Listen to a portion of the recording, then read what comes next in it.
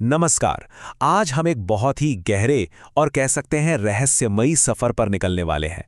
ये सफर है आत्मा का, मृत्यु के बाद, और इस सफर में हमारा गाइड होगा गरुड़ पुराण का प्राचीन ज्ञान। तो चलिए सीधा उस सवाल पर आते हैं जो शायद हम सबके मन में कभी ना कभी आया होगा। आखिर ऐसा क्या होता है कि शरीर छोड़ने के 24 घंटे बाद आत्मा अपने ही घर वापस लौट आती है? देखिए, इस पूरे ज्ञान की जड़ें एक बहुत ही दिलचस्प कहानी में है। ये कहानी शुरू होती है पक्षीराज गरुड़ से।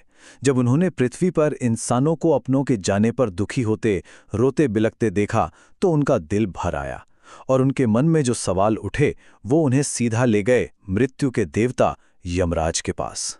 यमपुरी पहुंचकर गरुड़ ने यमराज के सामने दो बहुत ही सीधे और महत्वपूर्ण सवाल रखे, और यही वो दो सवाल हैं जिनके जवाब हम आज साथ मिलकर ढूंढेंगे। तो गरुड़ के पहले सवाल के जवाब में यमराज एक कहानी सुनाना शुरू करते हैं। ये कहानी है शील निधि नाम के एक ब्राह्मण की, और इसी कहानी में छिपे हैं मृत्यु के आने के संकेत। अब ये जो शील निधि थे वो कोई आम इंसान नहीं थे। वो एक बड़े विद्वान अमीर ब्राह्मण थे। मतलब उनके पास सब कुछ था, लेकिन एक चीज थी जो उन्हें अंदर ही अंदर खाए जा रही थी, और वो था मौत का डर। ये डर इतना बढ़ गया कि उन्होंने फैसला किया कि वो इसका सामना करेंगे और इसके रहस्य को जानेंगे, और इसके लिए उन्होंने अपना घर, परिवार, सब कुछ छोड़ दिया। तो इसी डर का जवाब ढूंढते ढूंढते शीलनिधि पहुंच जाते हैं एक घने जंगल में। वहां उन्हें एक तपस्वी मिलते हैं जो एक अजीब बात बताते हैं।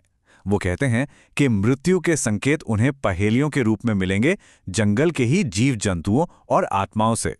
तो शील निधि के इस खोज का पहला पड़ाव था एक बहुत पुराना विशाल पेड़, और उस पेड़ ने उनसे पहली पहेली पूछी। शील निधि ने थोड़ा सोचा और फिर पूरे यकीन के साथ जवाब दिया, वायु यानी हवा। और जैसे ही शील निधि ने सही जवाब दिया, पेड़ ने मृत्यु का पहला संकेत बताया।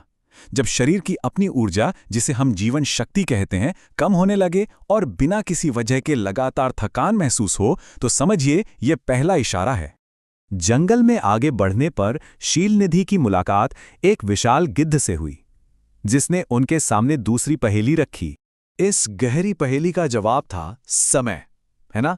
जन्म लेते ही हमारा समय घटना शुरू हो जाता है, लेकिन समय अपने आप में तो कभी खत्म नहीं होता। और इस सही जवाब के साथ ही दूसरा संकेत भी सामने आया। समय के घटने का असर शरीर पर दिखने लगता है। हमारी इंद्रियां, जैसे देखने की शक्ति और सुनने की शक्ति, कमजोर पड़ने लगती हैं। तो शीलनिधि का सफर आगे बढ़ता है और एक एक करके बाकी के 5 संकेत भी उसके सामने आते हैं। गधे की पहेली से तीसरा संकेत मिला, चिंता से शरीर का क्षय होना, त्वचा पर झुर्रियां पड़ना। फिर सिंह ने आकाश की पहेली से चौथा संकेत बताया, शरीर का रंग बदलना और उसकी चमक का फीका पड़ जाना। गाय ने प्राणवायु की पहेली से 5वां संकेत सामने रखा, भूख, प्यास और स्वाद की इच्छा का खत्म हो जाना। फिर हंसों ने परछाई की पहेली से 6ठा संकेत दिया, डरावने सपने आना और नींद में बेचैनी। और आखिर में हाथी ने जीवन की पहेली के जरिए 7वां और सबसे गहरा संकेत बताया, मृत्यु से ठीक पहले मन में अचानक एक अजीब सी शांति और हर चीज को स्वीकार कर लेने का भाव आ जाना। तो शीलनिधि की इस कहानी के जरिए यमराज ने गरुड़ के पहले सवाल का तो जवाब दे दिया, लेकिन अब बारी थी दूसरे सवाल की, जो शायद और भी ज्यादा गहरा है। आत्मा अपने घर क्यों लौटती है? इसका जवाब है मोह, एक गहरा लगाव। देखिए, मृत्यु के एकदम बाद आत्मा अपने सांसारिक बंधनों को तोड़ नहीं पाती। वो एक तरह के कंफ्यूजन में होती है। उसे यह एहसास ही नहीं होता कि वो शरीर छोड़ चुकी है। इसी खिंचाव में, इसी मोह में वो अपने घर लौटती है, अपने परिवार को देखती है, उनका दुख महसूस करती है, पर उनसे बात नहीं कर पाती। ये 24 घंटे का वक्त उसे इस सच्चाई को स्वीकार करने का मौका देता है। और जब वो 24 घंटे बीत जाते हैं, जब आत्मा इस सच्चाई को मान लेती है कि उसका भौतिक शरीर अब नहीं रहा, तब शुरू होता है उसका असली सफर। तो देखते हैं कि इसके बाद क्या होता है। अब यहां से आगे का रास्ता कैसा होगा, ये पूरी तरह से कर्मों पर तय होता है।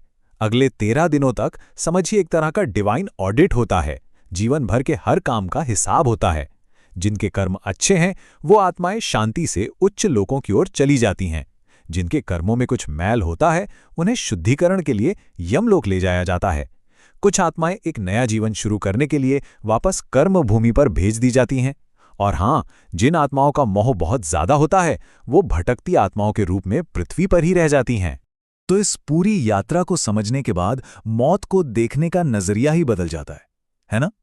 वो एक अंत नहीं बल्कि एक पड़ाव लगता है, एक बदलाव। ये स्लाइड इस बात को बहुत खूबसूरती से बताती है। हमारा शरीर नश्वर है, एक गाड़ी की तरह जो एक दिन खत्म हो जाएगी, लेकिन आत्मा जो उस गाड़ी को चला रही है वो शाश्वत है।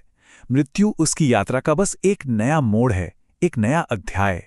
तो आखिर में इस सब का मतलब क्या है? क्या ये बातें हमें डराने के लिए हैं? नहीं, बिल्कुल नहीं।